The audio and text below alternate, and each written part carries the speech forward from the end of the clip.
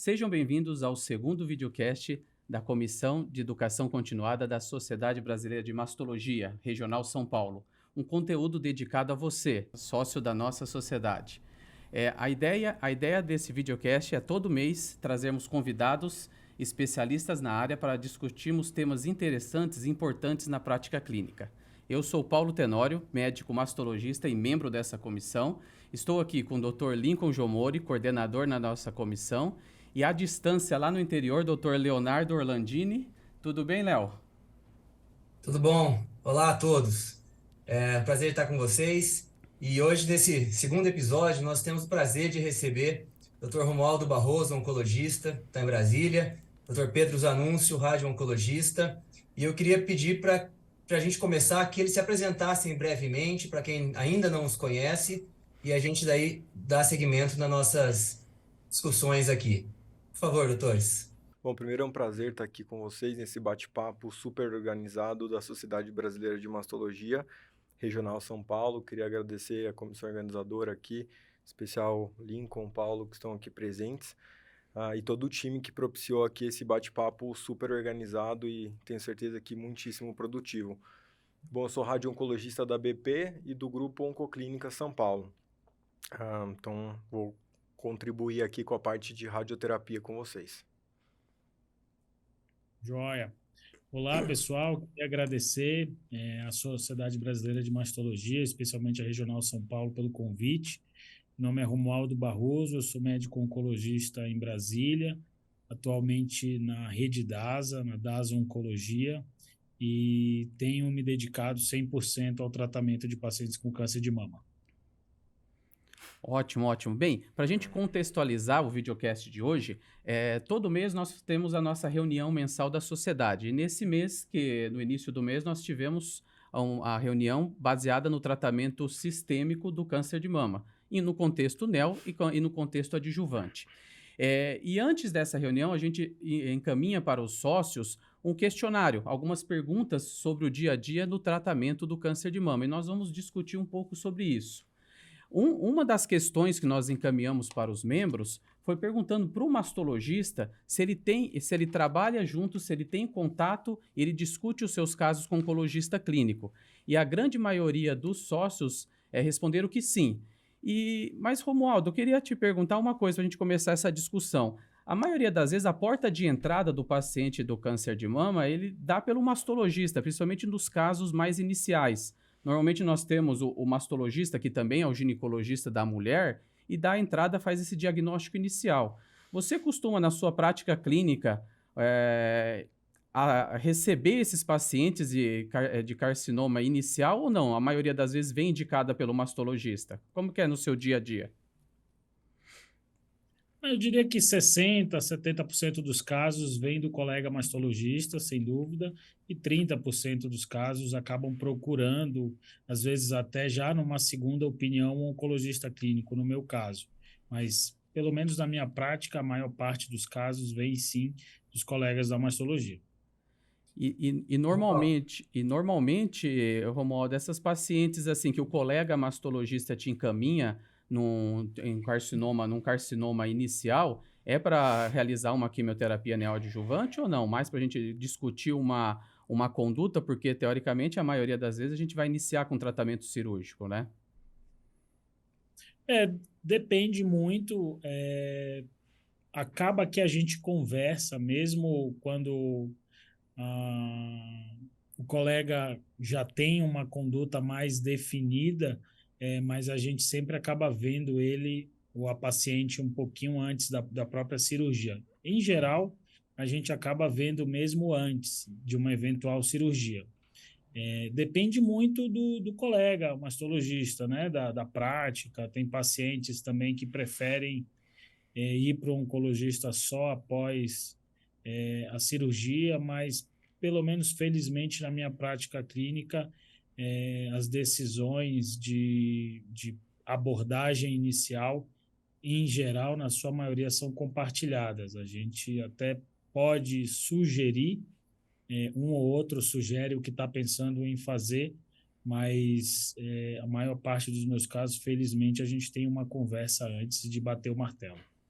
Ótimo, ótimo. E uma dúvida muito frequente, eu acho que a gente tem entre nós, mastologistas, entre os cirurgiões, é a questão do estadiamento, dos exames, né? Que a gente faz para estadiamento. A grande maioria, acho que muitos cirurgiões deixam até para o oncologista clínico fazer o estadiamento e solicitar os exames, né, Lincoln? Sim. E a gente tem muita diferença em relação ao acesso, principalmente aqui em São Paulo, pacientes públicas, pacientes particulares em relação ao convênio. Imagino também no interior aí, né, Léo? Aí eu queria te perguntar se, no geral, Romo, como que você costuma fazer o estadiamento das pacientes? Só estadio 2, estadio 3, alguns exames padrões? Porque nós temos assim, no guideline é simples, né? No guideline a gente vê que a grande maioria a gente não solicita exames em estadio 1, estadio 2, mas na prática a gente vê bem diferente e a gente tem uma dicotomia aqui em relação SUS e particular. No geral, na sua prática clínica, como que você tem feito o estadiamento para a gente discutir, orientar um pouquinho o mastologista cirurgião nesse sentido?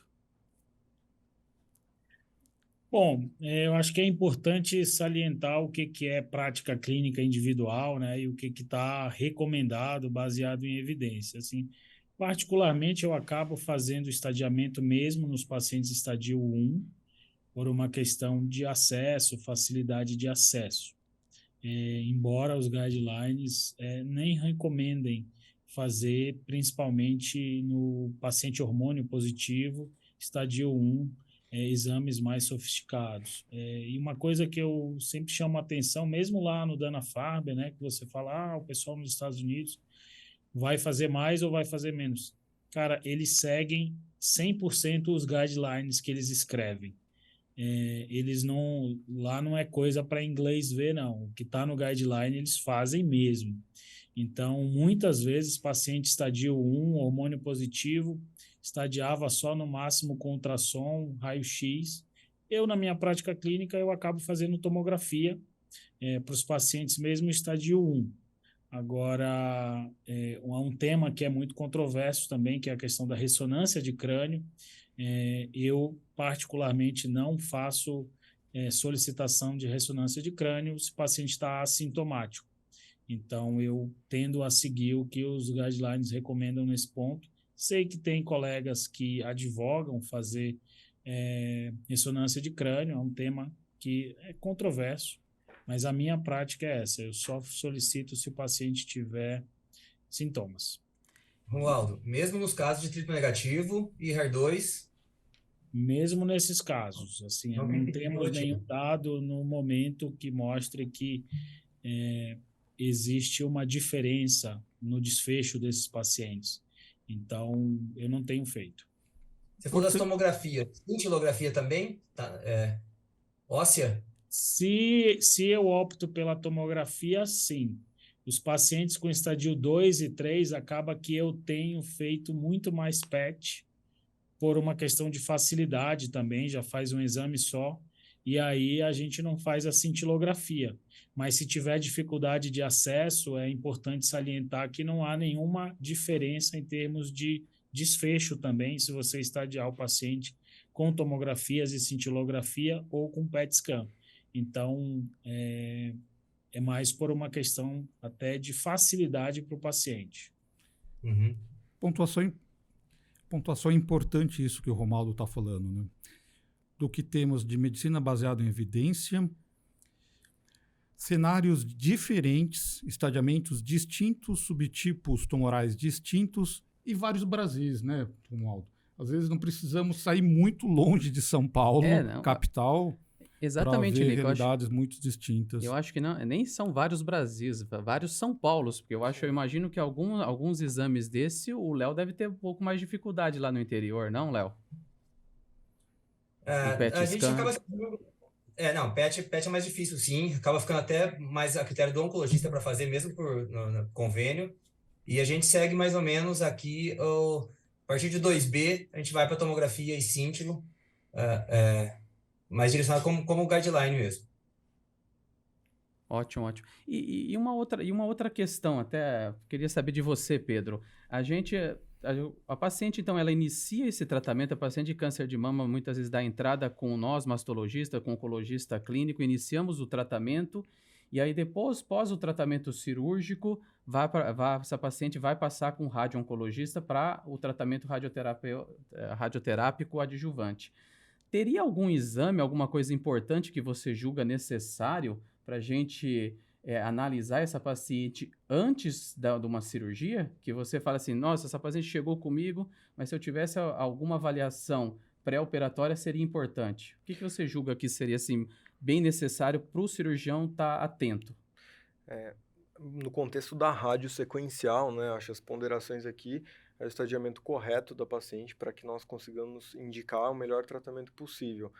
Então, às vezes nós nos deparamos com uma situação onde a paciente não tem os exames de forma mais aprofundada ou de forma correta, e você tem uma dúvida sobre um linfonodo positivo na axila, isso vai ser impactante depois na estratégia sequencial com a radioterapia. Então, é lógico que nós estamos falando aqui de um contexto absolutamente diverso, com possibilidades distintas em relação ao acesso a exames, né? Estamos falando dentro de São Paulo, interior, a possibilidade de fazer exames mais sofisticados para lobular, como o PET-FAST, por exemplo, são estratégias mais sofisticadas. É óbvio que aqui depende o cenário em que nós estamos, o acesso aos exames que estão disponíveis, mas de forma geral, se isso for impactar na adjuvância do tratamento da radioterapia, é melhor que nós tenhamos o máximo de acesso ali a exames que vão poder nos dar informações em relação à estratificação de risco, seja loco-regional, com a ressonância, por exemplo. A gente tem a discussão, principalmente de pacientes jovens, com a mama mais densa, de fazer a ressonância, encontrar lesões multicêntricas ali em uma cirurgia conservadora, o acesso à axila, por exemplo, ultrassom voltado para a axila, então isso também faz diferença, mas obviamente que vai depender do acesso que nós temos para cada uma dessas pacientes. Pedro e Romualdo, linfonodos suspeitos previamente, a gente deveria sempre ter a comprovação, porque você veja, né, Romualdo, às vezes a gente está lidando com tumores agressivos e no decorrer, às vezes a gente não tem essa comprovação e o linfonodo vem negativo.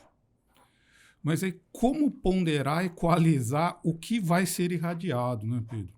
Sim, do seu ponto de vista. Acho que aí vai depender um pouco do valor pré-teste do exame. Se a gente tem uma lesão extensa com um linfonodo altamente suspeito na ressonância, né, 2, 3 centímetros, já tem sinais de extravasamento, o valor pré-teste desse exame é muito alto, né? Então, às vezes a comprovação acaba se tornando secundária nesse contexto.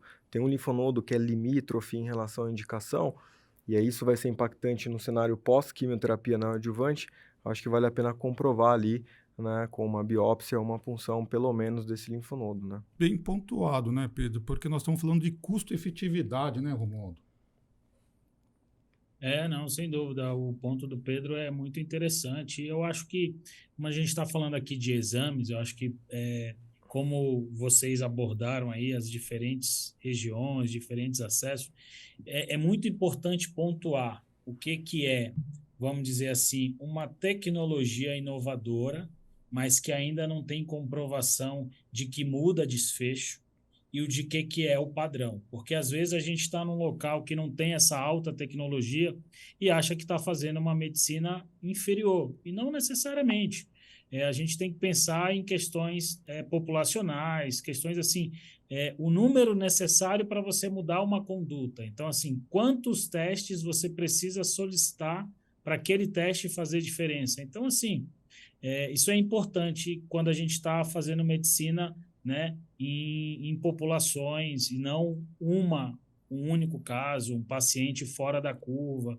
Então, assim, a maioria das vezes a gente consegue fazer esses tratamentos com tomografia, por exemplo, sem PET scan, ou sem, mesmo no estádio 1, sem esses exames de alta complexidade, porque assim, não tem nenhum dado na literatura hoje que mostra que para grupos, né, estou falando de grupos, que o desfecho desses grupos é diferente de você usar um exame A ou um exame B fora do que está no guidelines. É um ou outro. Então, com relação à axila, eu acho que a colocação do Pedro é importante e cada vez mais tem ficado claro para a gente, até de uma maneira talvez empírica, que a gente no Brasil, até contrariando um pouco os guidelines, a gente já fazia muita avaliação axilar, né? Vocês me corrijam aí se eu estiver errado. Corretíssimo. Então, tem surgido muitos dados na literatura sugerindo que numa era de imunoterapia do triplo negativo e agora com essas novas drogas no HER2, que a avaliação axilar pré-cirúrgica seja muito importante no T1N0, porque a gente tem tratamentos diferentes se ele for T1N0 ou se ele for N positivo de qualquer espécie. Então, essa avaliação axilar, ela deve ser, vamos dizer assim, incentivada, principalmente nesse subgrupo, onde a presença de uma axila positiva muda a conduta. Sim, e esse é um ponto importante que eu queria destacar aqui, né, Lincoln, que o Romualdo falou em relação à axila e que o Pedro comentou também. Então, assim, se a gente tiver um exame pré-operatório, uma axila suspeita, só para deixar claro para o sócio que está nos assistindo, sempre a gente precisa biopsiar? O que vocês acham? Temos lá uma ressonância mostrando uma axila, um N1, 2 linfonodos suspeitos, comprometido, espessamento cortical. Vocês considerariam como N1 como comprometido ou vocês gostariam de ter a amostra tecidual, o anátomo patológico? Pedro, eu concordo com o Pedro. Eu acho que se o paciente já tem, vamos dizer assim, a gente está falando de um T3N1, poxa, não vai mudar a conduta, tá? Nesse aspecto. Agora, aquele paciente T1 ou T2N0, mas com aquele linfonodo um pouquinho maior, não está muito claro. A zona cinzenta, né, Romualdo? Isso. Então, a comprovação histológica, ela faz mais diferença nesse caso. Essa, pelo menos, é a minha impressão. E sempre levar em consideração o sistema de saúde que você está. Se for difícil para o paciente, ele vai pedir uma autorização do convênio. O convênio vai responder em 2 a 3 semanas. Ainda pode vir uma negativa. Cara, faz o que tiver mais fácil para resolver a vida do paciente. Outra coisa é eu estar num sistema de altíssima complexidade que eu ligo para o meu radiologista intervencionista, ele vai lá, biopsia 2 horas depois. Aí é diferente. A importância então, acho que tem que ter bom senso de saber onde que você está e o acesso que o paciente tem a essas tecnologias. O que o Romualdo falou também é importante, né, Romualdo? O fato de se evitar delay, né, no tratamento. Principalmente os tumores agressivos, né, Pedro? A minha perspectiva é absolutamente idêntica ou converge com o que o Romualdo falou. Assim, depende muito do contexto em que nós estamos. Se você tem acesso àquilo de uma forma breve e rápida, não há por que não lançar a mão. Se você tem uma certa dificuldade, acho que aí cabe, né, ter o bom senso para a indicação do tratamento naquele contexto, né? Então, assim, para a radioterapia, você tem uma lesão inicial, que tem indicação de fazer quimioterapia neoadjuvante.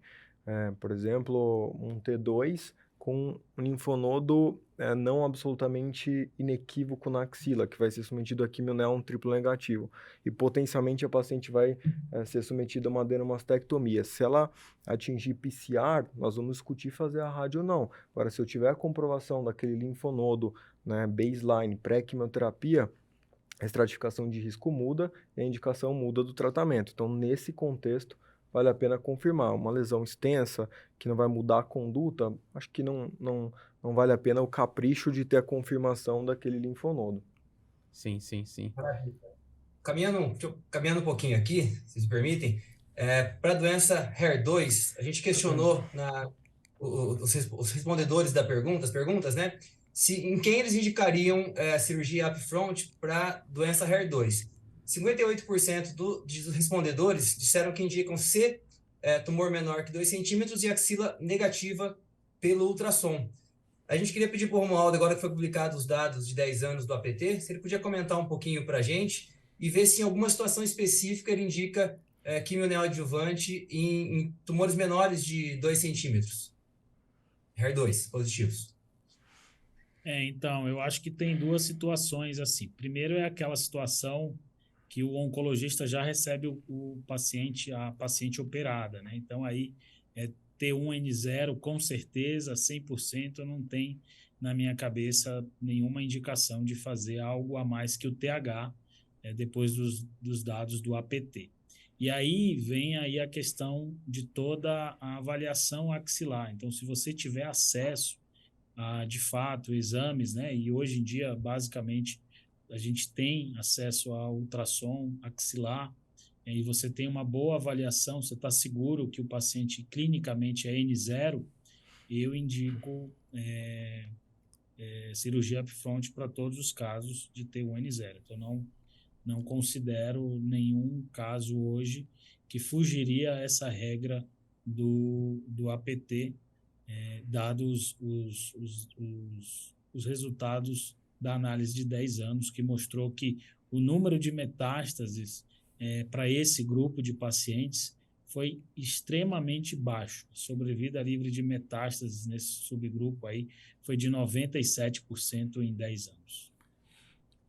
Tenório, Léo, eu queria fazer uma pontuação, parabenizar o Romu. O Romu participa simplesmente de um trial vencedor, APT.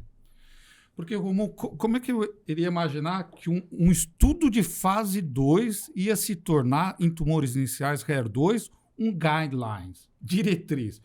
Parabéns, Romu, parabéns mesmo. E como você mesmo disse, o trabalho em 10 anos mostra, assim, sobrevida livre de doença invasiva altíssima de 91%, intervalo livre de recorrência em 10 anos altíssima de 97%. Mas a gente pode fazer mais, Romu? Pode descalonar mais, como já existe? Então, Lincoln, assim, primeiro, eu acho que assim, o principal, obrigado pela menção, mas eu acho que o principal assim, parabéns realmente tem que ser dado primeiro para o Eric Weiner, né, pela visão que ele teve, ainda na década de 2000, em pensar que a gente poderia descalonar o tratamento quimioterápico da doença HER2 positiva, quando a gente ainda achava que era uma doença mais agressiva do que ela é hoje, pelas inovações tecnológicas que a gente tem. E para Sara Tolene, né, que foi minha chefe direta lá no Dana-Farber, que ela escreveu o protocolo quando ela era fellow, quando ela era residente de oncologia. Quem diria que ela, escrevendo um protocolo de fase 2, ainda como fellow, 10 anos depois ela ia estar publicando no New England, né? Então, assim, é fantástico essa visão inovadora. E, assim, quem muda, né, o mundo, quem muda os paradigmas são aquelas pessoas que têm visão, né, que acreditam e que vão atrás realmente dos projetos delas e as pessoas que estão ao redor apoiando. Então, foi um trial inovador, sem dúvida. Eu tive a oportunidade de trabalhar nesse grupo, no Dana-Farber, e tive a oportunidade de contribuir em algum período com as análises, as subanálises do APT, mas todos os louros aí eu acho que tem que ser para o grupo do Eric, para a Sara, pela visão inovadora. E a tua pergunta ela é muito pertinente. Ela é pertinente pelo fato de que eles não pararam. Então, nem o Eric, nem a Sara pararam de acreditar que ainda dava para descalonar mais. Então, depois do APT, logo depois veio o desenho do ATTEMPT. Então, o ATTEMPT foi um fase 2 também, de 2 braços, que eles fizeram uma pergunta se com o TDM1 a gente poderia fazer a adjuvância ainda menos tóxica. No final das contas, em termos de eficácia, a gente tem os dados já de 5 anos do ATTEMPT, e em termos de eficácia, para esse grupo T1N0, o TDM1 parece ser tão seguro quanto o TH. Em termos de toxicidade, as toxicidades são diferentes. A gente não pode dizer que fazer TDM1 é menos tóxico. O que a gente pode dizer é que, em termos de eficácia, eles são muito semelhantes quando a gente compara os grupos, embora o trial não tenha sido feito para comparar a eficácia, mas a sobrevida é muito parecida e as toxicidades mudam, enquanto o TH você tem um pouco mais de neurotoxicidade, E o TDM1 você tem um pouco mais de plaquetopenia, você tem também a questão da alopécia no TH, o TDM1 não tem. Mas o que eles estão tentando fazer agora são 2 estratégias. Uma estratégia é o Attempt 2.0, porque o que eles observaram no primeiro Attempt, é que uma boa parte dos pacientes que tinha toxicidade com TDM1 interrompia o TDM1 nos primeiros 4 a 6 meses. Então, o que eles estão fazendo? O Attempt 2.0, você vai fazer entre 4 e 6 meses de TDM1 e depois você faz o switch só para Herceptin. Porque o TH, você usa 12 semanas de Taxol e 17 ciclos de Herceptin. No Attempt, você fazia 17 ciclos do TDM1, que tem um pouco de quimioterapia acoplado. Então, o Attempt 2.0 seria o melhor dos 2 mundos. Você tem 4 a 6 meses do ADC, seguido só do Herceptin. E tem um outro trial, que é o ADEPT, também do grupo do Dana-Farber, liderado pela Sarah Tolene, que é só hormonioterapia com Herceptin. Agora eu não lembro exatamente se vai ter Perjeta ou se é só Herceptin, mas é sem quimioterapia para os pacientes com T1N0, HER2 positivo, hormônio positivo. Então, seria o fim total da quimioterapia para esse grupo hormônio positivo. Então, achei que era só Herceptin, mas...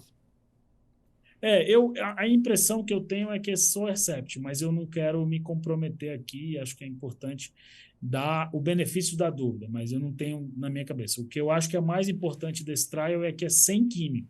Então, respondendo a tua pergunta, a gente ainda está num caminho de descalonar, sim, tratamento para o T1N0, HER2 positivo, dado que os desfechos são muito, muito positivos. Ô, Romulo, deixa eu, só uma dúvida sobre essa questão dos dados do APT. Eu acho que é indiscutível, né, o resultado, mas eu acho que era 80% era de pacientes pós-menopausa, se eu não me engano. Você acredita a gente transpor esses dados para pré-menopausa? Os dados são tão robustos que a gente não tem problema apenas 20% da amostra ser pré-menopausa? O que você acha? Olha, eu acho que você tem que sempre individualizar as situações. As subanálises do APT, elas não foram capazes de mostrar nenhum subgrupo que teria mais risco, vamos dizer assim, de recidiva à distância. Porque, veja, você tinha 480 pacientes nesse universo todo e só teve 4 casos de recidiva à distância. E mais ou menos 30 eventos. Desses 30 eventos, 24, 25 foram ou recidivas locais, ou segundos primários, ou recidiva contralateral, que são resgatáveis, né, cirurgicamente. Então, assim, o contraponto, além de tudo, é que eu ainda tenho 10% de pacientes que tinham entre 2,1 e 3 centímetros. Então, ele ainda tinha uma gordura de casos um pouquinho mais graves, vamos dizer assim, ou de pior prognóstico, e que mesmo assim o benefício foi absurdo. Imagina quantos pacientes a gente precisaria tratar de maneira mais agressiva para a gente achar um que vai ter benefício dessa nossa intervenção. Então, eu sempre friso que o NNT ele é pouco discutido dentro da medicina clínica, porque não é a questão de eu vou aumentar a minha intervenção e isso vai vir, eu vou beneficiar todo mundo. Então, a verdade é que a gente hoje não tem capacidade de saber exatamente qual é a paciente que eu deveria escalonar, mas o fato é que ao escalonar eu vou precisar tratar aí uma centena, talvez algumas centenas de pacientes para achar uma que vai ter um benefício adicional a TH. Sim, sim. Tem uma ferramenta, Tenório, que chama HER2DX. É uma ferramenta espanhola. Uau, essa é uma grande... Nossa, que colocação, hein? Eu vejo tanto... Do grupo do Alex Prat, ele tem publicado vários trabalhos, e aí tem um conflito de interesse dele, do ponto de vista de que é um teste como outro qualquer comercial, e que há vamos dizer assim, uma possibilidade de, em algum momento, isso ter aplicabilidade clínica. De todos os biomarcadores que já foram testados no APT, no ATTEMPT, em outros estudos, o HER2-DX foi o que performou melhor. Então, se a gente eventualmente vai incorporar isso para selecionar essa paciente que você mencionou aí, que é de maior risco, o tempo vai dizer. Mas hoje, vamos dizer assim, eu sou muito mais da escola do Eric Weiner, de descalonar, do que a gente escalonar sem ter nenhuma, como é que eu posso dizer, as cegas. Benefício, né, maior. Romulo, uma outra questão controversa dentro do APT, T1N1-MYC, micrometástase. Existiam poucos casos no APT. Hoje um caso como esse, na sua clínica, na sua prática, é APT? Ou HER2-DX vai ajudar também? Aí eu vou, como é que eu posso dizer? Aí vai depender muito dessas questões aí que o Tenório falou. É difícil quando a gente não tem realmente tantos casos assim, nem para um lado, nem para o outro. Então, a gente nem tem tantos casos assim para o APT como para escalonar.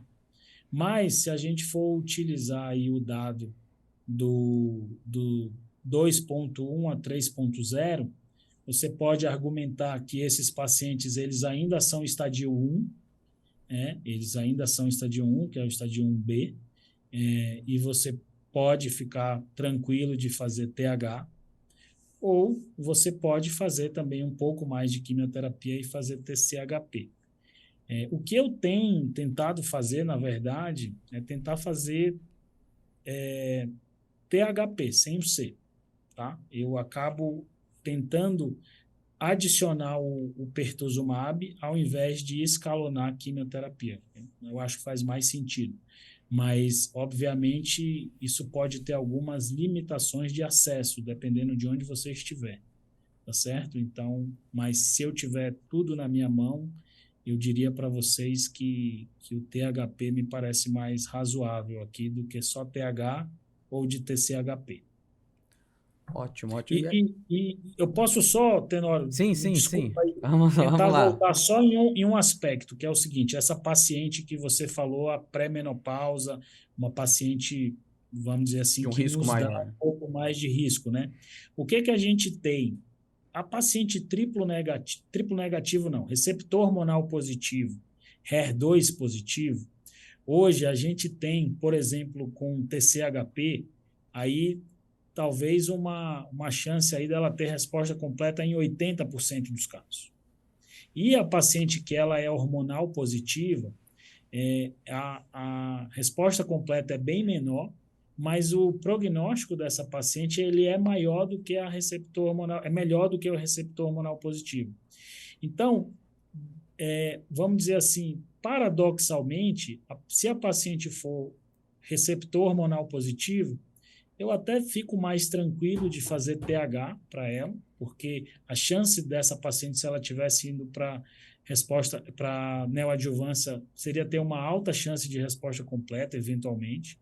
E se ela for hormônio positivo, eu acho que faz até mais sentido ser um pouco mais duro, vamos dizer, na hormonioterapia, do que pensar em escalonar quimioterapia para essa paciente, entendeu?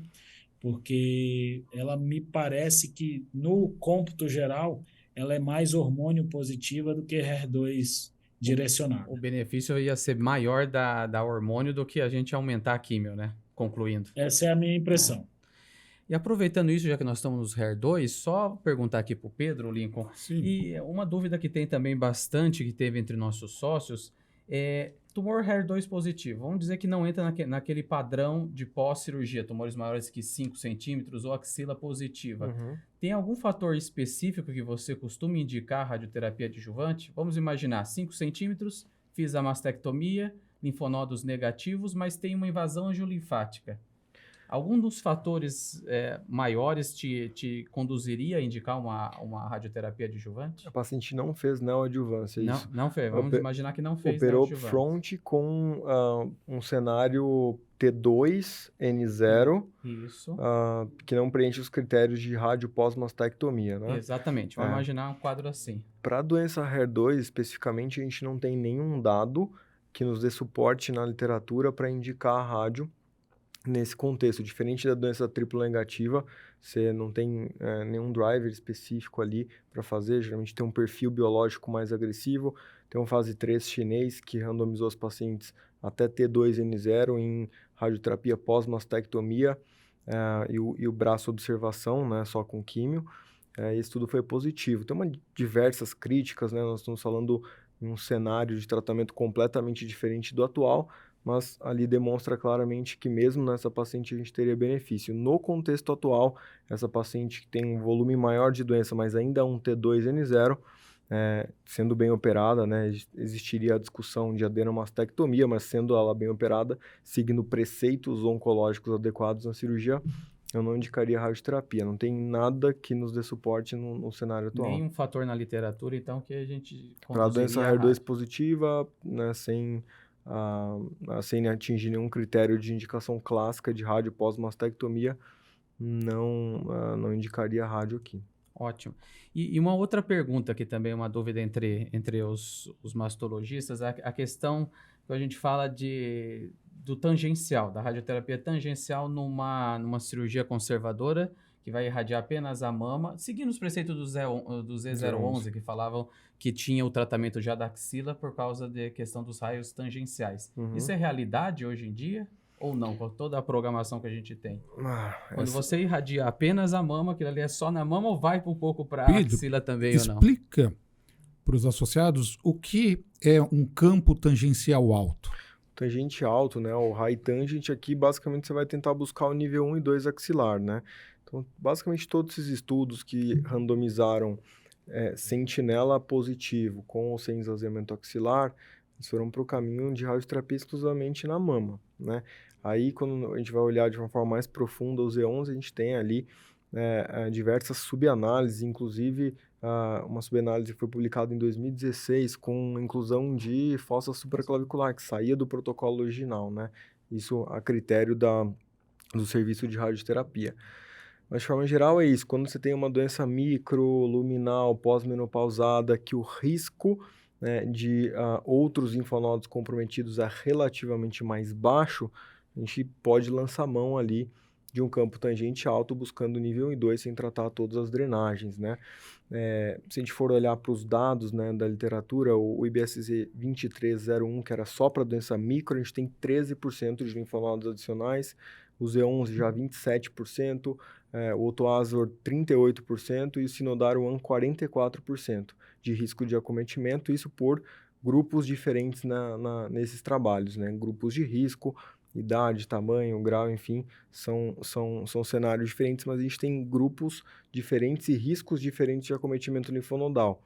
Então, aqui é entender um pouco desse perfil da paciente para você caminhar para o Amarus-like, você faz 1 ou 2 linfonodos sentinelas positivos, aí você vai tratar axila, fossa supraclavicular com ou sem mamária interna. Aí são todas as vias de drenagem. Né? Exato, ou o Z11-like, que você vai buscar a mama no máximo com tangente alto.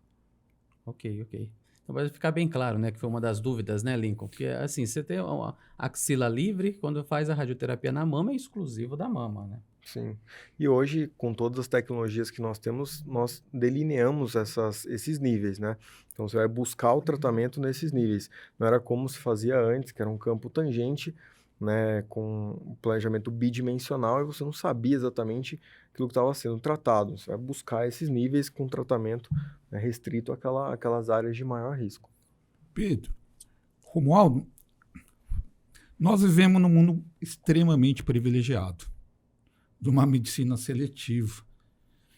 Pedro, o uso de ferramentas como Oncotype, caso o colega, por exemplo, Romualdo, solicitou o mesmo e vem um valor intermediário ou alto, você vai utilizar esse tipo de informação para um caso como o T2 pós-mastectomia? A gente tem diversos estudos sendo randomizados, né?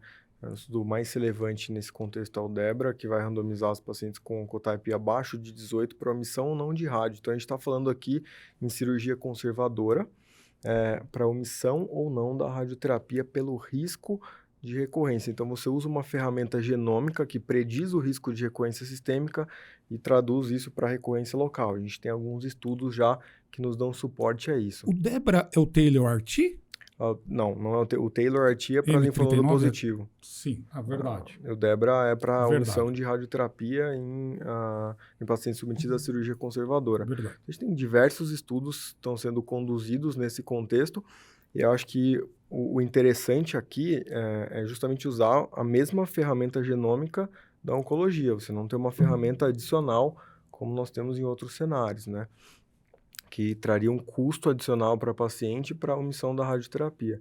Então, quando nós começarmos a entender, né, esses estudos aí e o nível de correlação do score genômico com a recorrência local, isso vai mudar completamente a nossa estratégia, obviamente, se o estudo for positivo, né?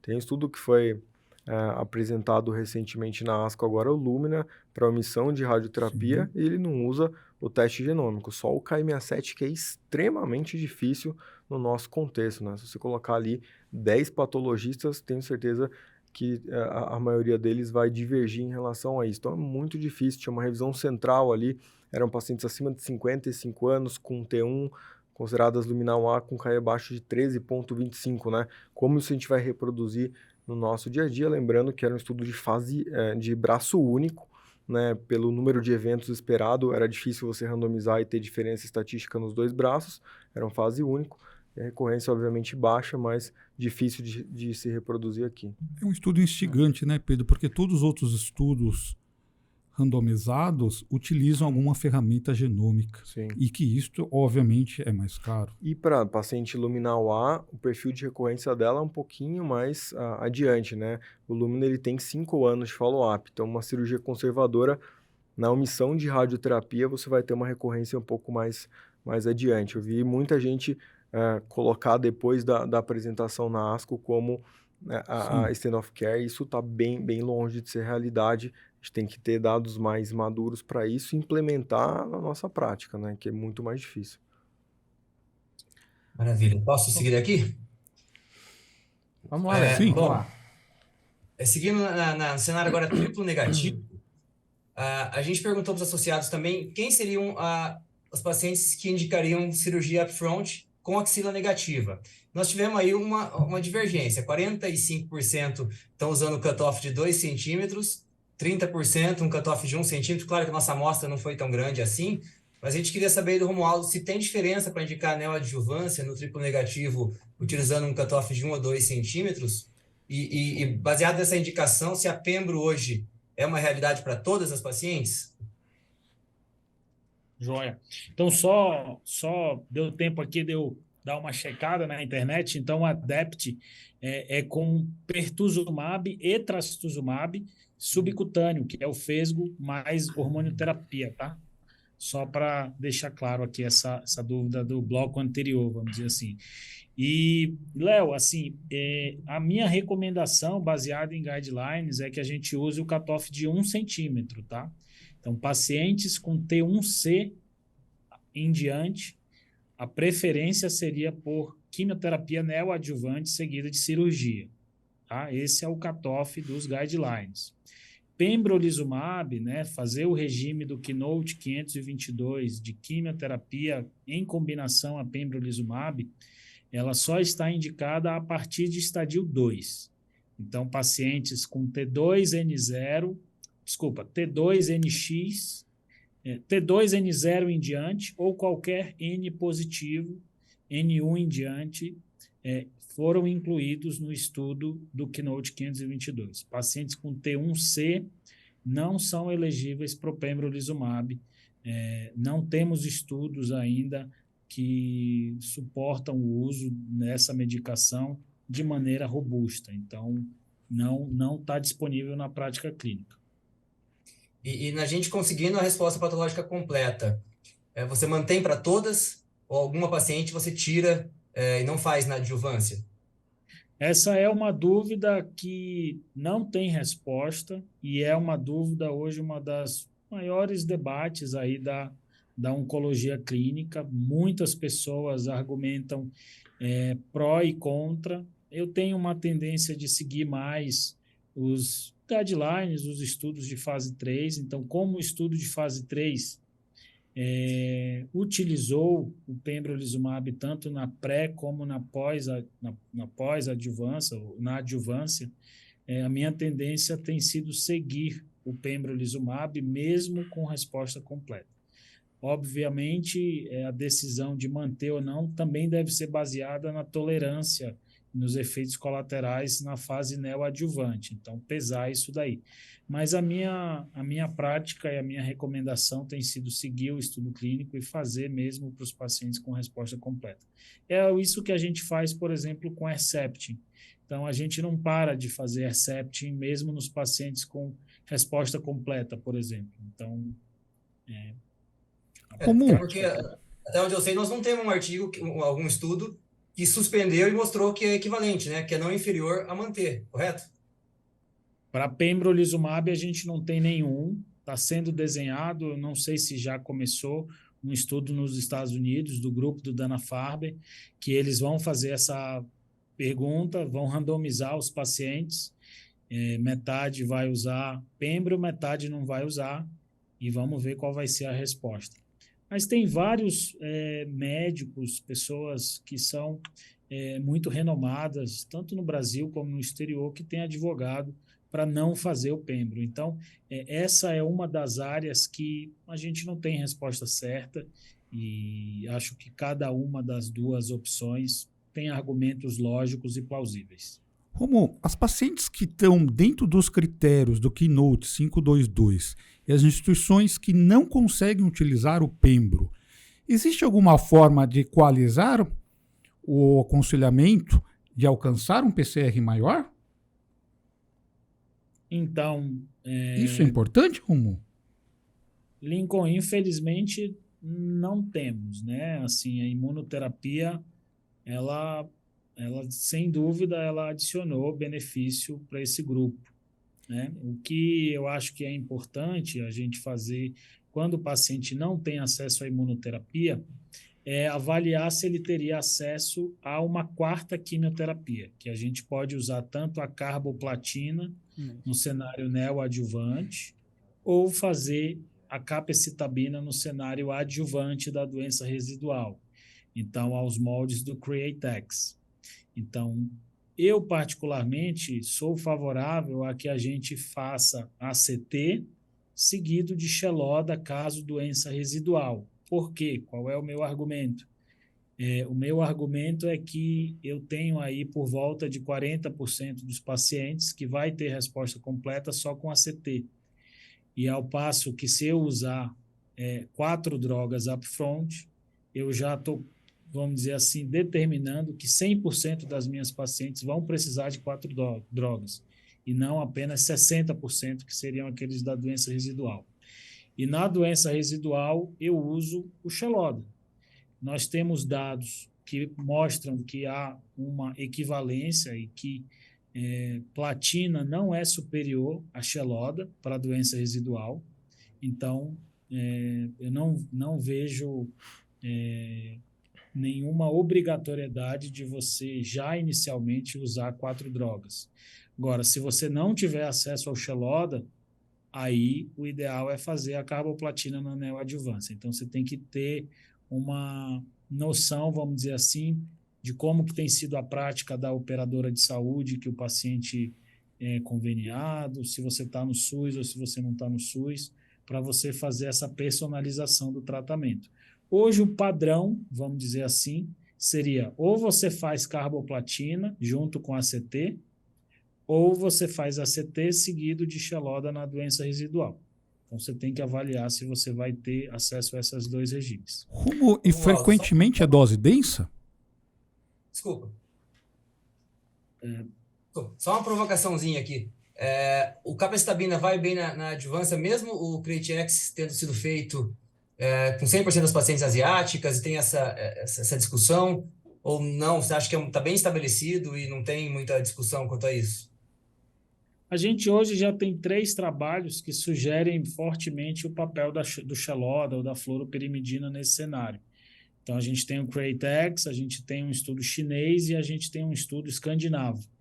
Os 3 apontando o benefício de você fazer Xeloda ou 5-fluoracil para o triplo negativo. Então, hoje eu acho que a gente já tem um corpo de evidência aí que mostra que o Xeloda ele agrega. Agora, ele não é o ideal, tá? E a gente tem um estudo que eu acho que é um estudo muito importante, que é um estudo americano, que comparou platina e Xeloda na doença residual. E a platina não foi superior e, na verdade, ela teve uma tendência a ser inferior que o Xeloda na doença residual. A primeira autora é uma brasileira, né, Romualdo? É a Ingrid Maia. A Ingrid Maia, ela é brasileira, ficou quase 2 décadas em Vanderbilt, no Tennessee, agora ela está na AstraZeneca. Ela está aí ajudando a desenvolver todo o portfólio da AstraZeneca, uma brasileira. E você comentou os 2 cenários de utilização de carboplatina associada ao pembro na ANEL ou o Xeloda.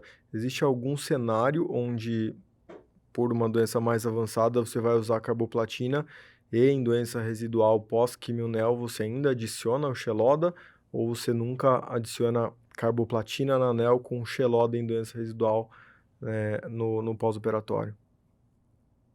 Então, Pedro, aí vem assim aquela velha, vamos dizer assim, prática nossa brasileira de fazer o que a gente tem acesso, vamos dizer, e o que a gente acha que vai ajudar os pacientes mesmo sem ter nenhuma evidência.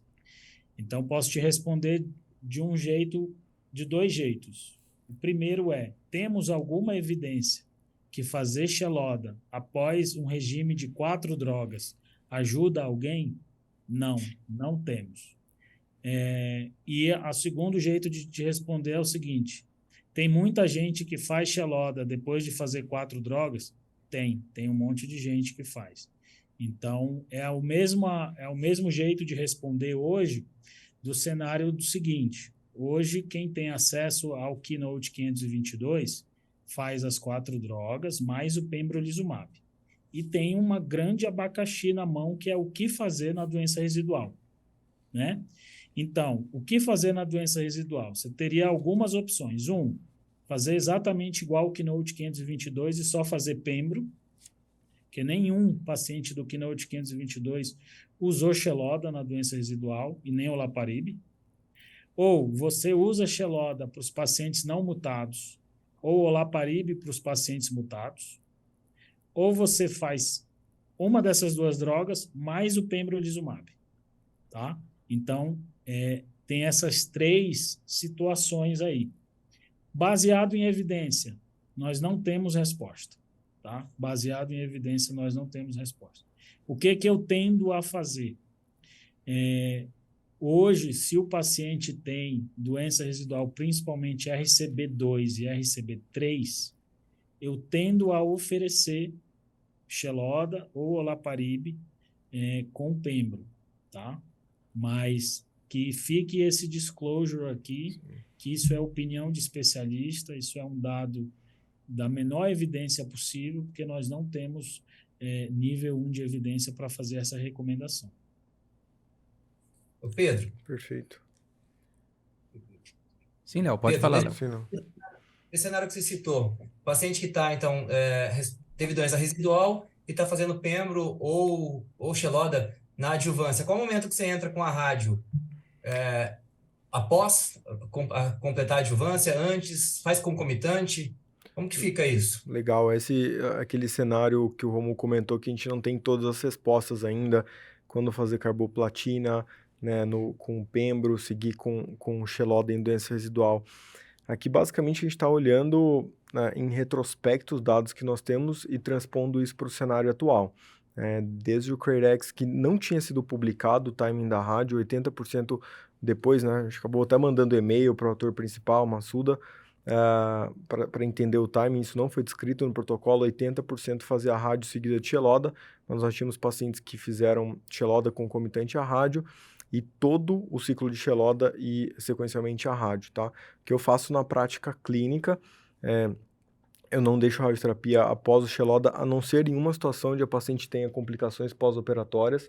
Por exemplo, a paciente tem deiscência e precisa aguardar a cicatrização, aí acho que vale a pena entrar com a adjuvância, seguir com Pembro ou Xeloda Pembro e aguardar a rádio. Caso contrário, sempre a radioterapia no cenário imediato após a cirurgia, né?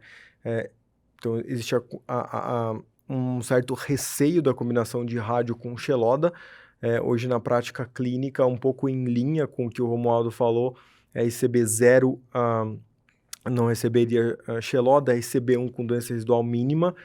Eu tendo a oferecer rádio seguido de Xeloda e doença residual de maior volume RCB2 e 3, rádio combinada a Xeloda, e aí com ou sem Pembro, se o paciente foi para Keynote 522. No protocolo inicial do Keynote 522, não era permitido rádio com Pembro. A Pembro era feito 2 semanas após a rádio e foi feito um adendo de protocolo no meio, né, do estudo, permitindo, né, a adição de Pembro à Xeloda. Então, a Pembro à radioterapia. Hoje, na prática, a gente faz Pembro com radioterapia para todas as pacientes, é a discussão de fazer com ou sem Xeloda, né? Normalmente, se a paciente segue o Keynote e segue o Pembro na adjuvância, a gente faz rádio com Pembro e depois adiciona o Xeloda. Ô Pedro, e você tem alguma experiência com o Olaparib? Então, o Olaparib, pelo Olimpiá, era necessário o término da rádio para seguir com o Olaparib entre 2 e 12 semanas.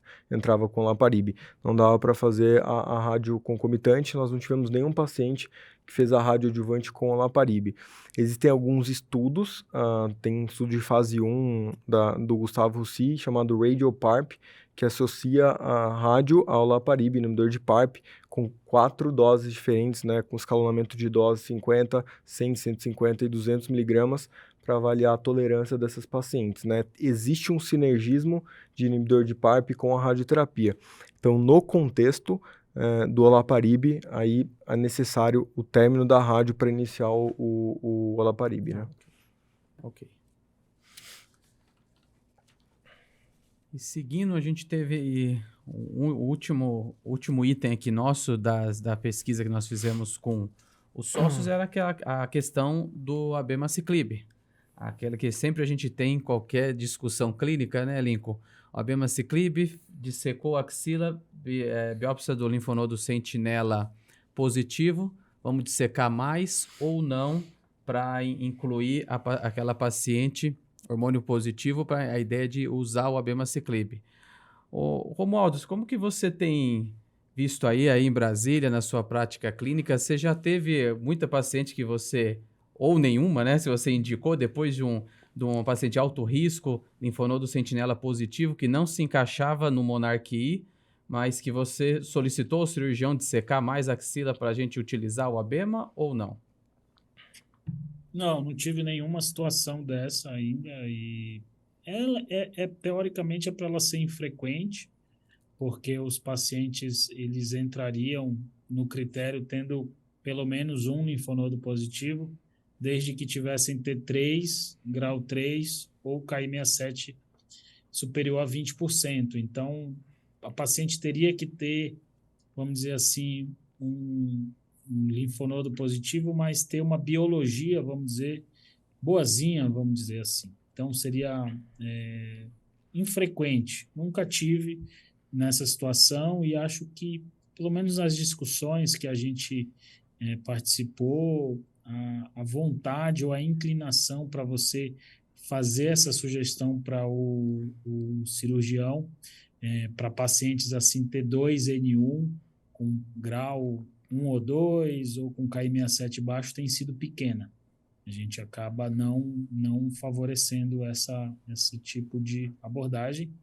exceto se for, vamos dizer, talvez assim, uma situação hipotética de você ter dissecado 3 linfonodos e veio 3 linfonodos positivos, vamos dizer assim. Aí, realmente, aí já acho que, dependendo da idade, dependendo do que o próprio cirurgião teve oportunidade de relatar ali no ato cirúrgico, aí acho que você deve considerar. Mas aí são situações bem hipotéticas. Tenório, Romualdo, e o press release, Romualdo, do Nathalie? O quanto que isso vai impactar? Porque a gente estava discutindo critérios de indicação do uso da abemaciclib. E, às vezes, a utilização de uma técnica cirúrgica que pode aumentar a morbidade. E com vários dados contextualizando que ter linfonodos, né, Pedro? Uma coisa é ter N1A. Outra coisa é ter o que eles comentam de uma alta carga linfonodal. E que tratamentos específicos podem fazer melhor controle loco-regional e o quanto isso pode impactar a distância também. Mas, Romualdo, e o Nathalie? Vindo de carro, fiquei pensando algumas coisas, mas vou deixar você comentar, que com certeza vai ser apresentado na ASCO, né, Romualdo? Essa é a expectativa, que tenha dado tempo de entrar como um late break abstract. Eu não sei exatamente quando é que acabou, se já acabou, se ainda não acabou, mas o Nathalie, eu acho que o fato dele ser positivo, ele reforça, primeiro, o fato de que os inibidores de CDK4/6, eles têm um papel em reduzir risco de recidiva no câncer de mama inicial. Então, assim, aquela dúvida sobre o fato de que o ABEMA, será que o ABEMA, enquanto os dados do palbociclib foram negativos e o do abemaciclib veio positivo, fica aquela dúvida, ou ficou aquela dúvida no ar. Acho que essa dúvida ela acaba, e os critérios de inclusão do Nathalie, eles são um pouco de menor risco, então a gente vai ter que olhar os dados melhor para ter uma ideia da magnitude do benefício nos subgrupos de baixo risco também. Lembrando que o Nathalie previa um tempo de tratamento até maior do que o ABEMA, então são 3 anos de hormonioterapia com ribociclib, tá?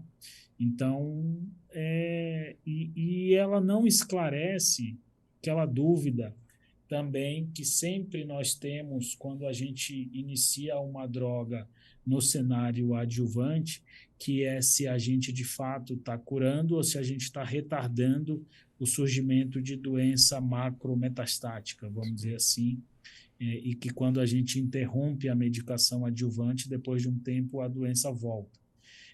Independente disso, eu acho que o ponto mais importante do Nathalie é o fato de que prova ou comprova o efeito de classe na doença adjuvante. Então, esse é o mais importante do Nathalie, e que, de fato, pelo menos na doença adjuvante, mostra que os 3 inibidores não são iguais. E, enquanto o palbociclib não foi capaz de mostrar benefício em redução de recidiva nesse cenário, o ABEMA e o ribociclib se mostraram positivos.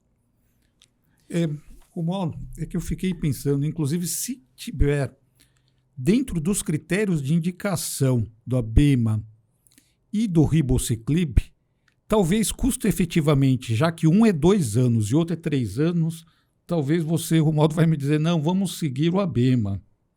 Agora, dentro dos outros critérios... Aqui acho que vai depender também do risco da paciente, né, Lincoln? Porque o ribo vai ser, eu acho, uma paciente com risco até um pouco menor.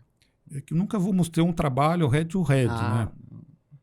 Nem interesse da indústria, né?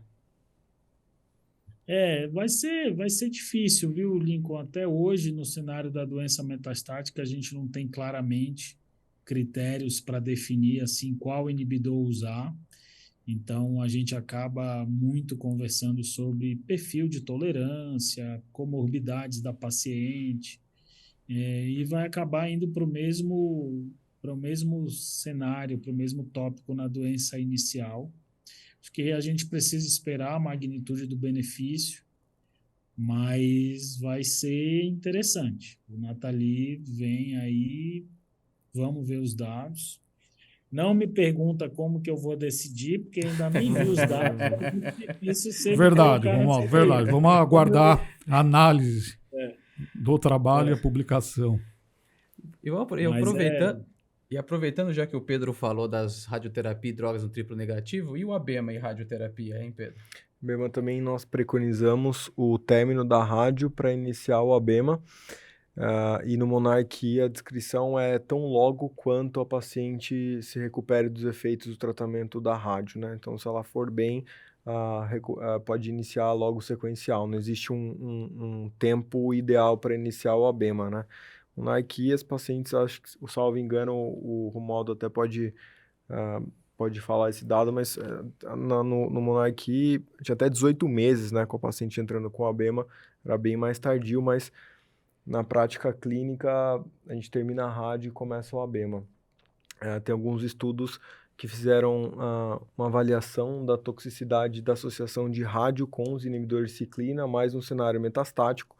Existe também algum sinergismo, em alguns casos a gente mantém o inibidor de ciclina e faz a rádio, por exemplo, uma metástase óssea, num sítio que não tem nenhuma estrutura adjacente ali de alto risco de toxicidade. Em alguns outros casos, nós preconizamos interromper a droga, fazer a rádio e depois retomar. Nessa situação, então existe também um sinergismo. Então, existe, para inibidor de ciclina e inibidor de PARP. Ótimo. Maravilha. Acho que nós chegamos no nosso tempo, viu, Lincoln? Chegamos no nosso tempo. Acho que foi muito produtivo. Você quer dar umas considerações finais para a gente encerrar nosso videocast de hoje? Os nossos agradecimentos, né, Tenório, Leonardo, SBM Regional São Paulo, a presença ilustre do Dr. Romualdo Barroso, Dr. Pedro Zanúncio, que só enriqueceu esse videocast. Eu queria que vocês tecessem umas considerações finais, Pedro e depois Romualdo.